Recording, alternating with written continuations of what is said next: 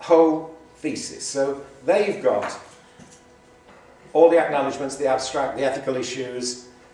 The abstract, I've been contributing to educational knowledge by using a living theory methodology for exploring the implications of questions such as how do I improve my practice?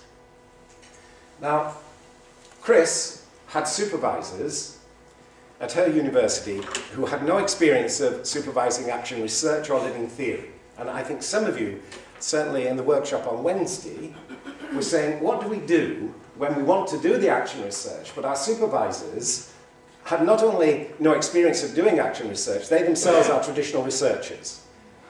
Now, this was Chris's position, but she was able to draw on discussions with myself and others, and she had the confidence to say, well, my question really is, how do I improve my practice as inclusion officer?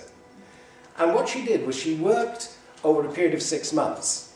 This was 18 months into her dissertation, so 6 months in terms of producing a living theory dissertation that she felt confident in, and then she gave that draft to her supervisor, rather than expecting her supervisor to be able to supervise it. Am I making sense here? Because some of you will be in these positions. So I think you just need to search out people around the world who can actually help you with your inquiries, even though your supervisors may not directly have actually conducted this kind of work. Now, the way you can actually do this, in terms of connecting in to other people that have the experience of the supervision, is to go into this section here, what's new in the 2009-10 academic year. Now, if you just go down here, you'll see that I put my keynotes for this session here. So you'll be able to access those directly. You can go down, and there are all the details about the 8th World Congress in the beginning of September.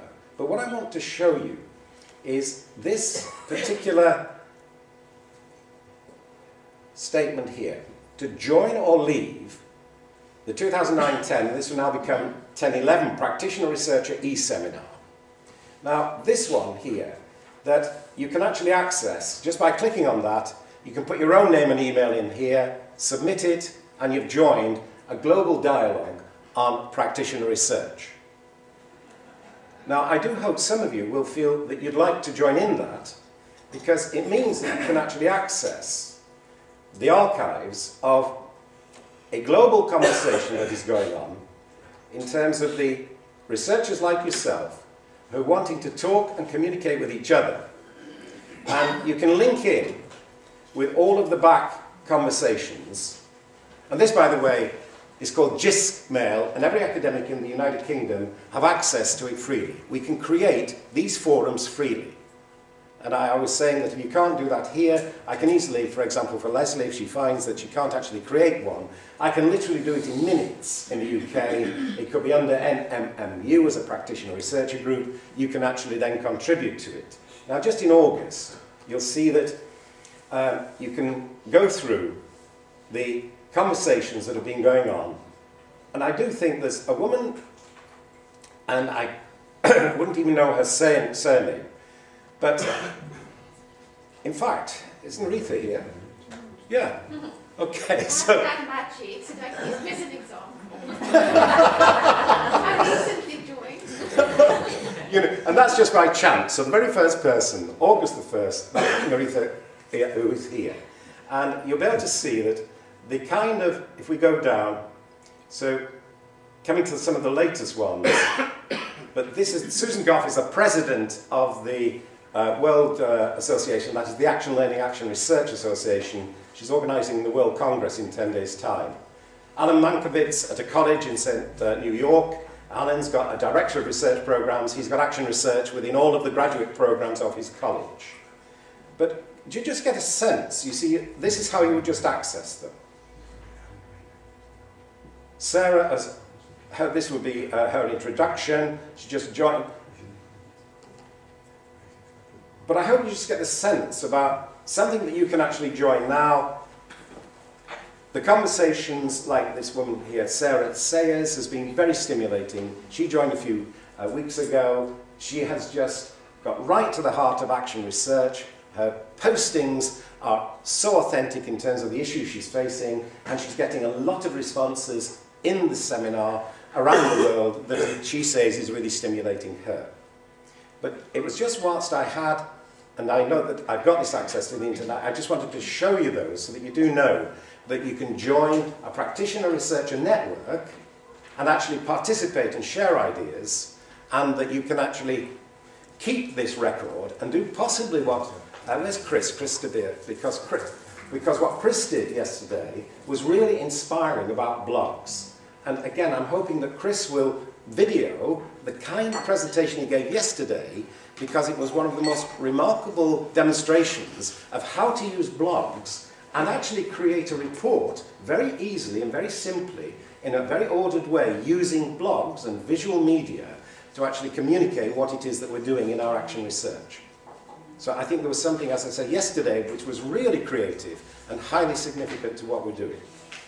But I'm just hoping that you've got a sense about, first of all, that practitioner-researcher network that you can actually get into. And what I also want to just show you is there is a section here of the home pages of interest. And when you go into this, you'll be able to find information about this diverse conference, Dublin City University, in June next year.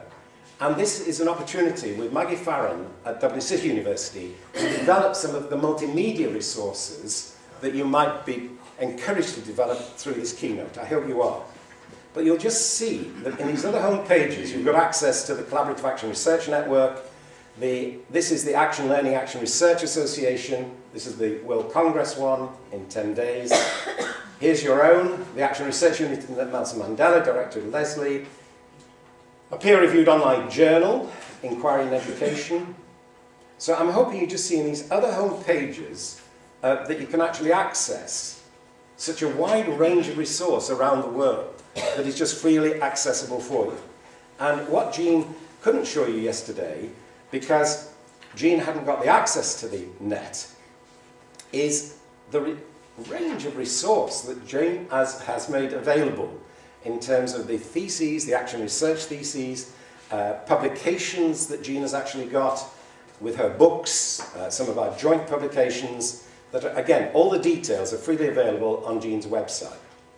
So you'll see that resources which are literally freely available for you are downloadable at the touch of a button.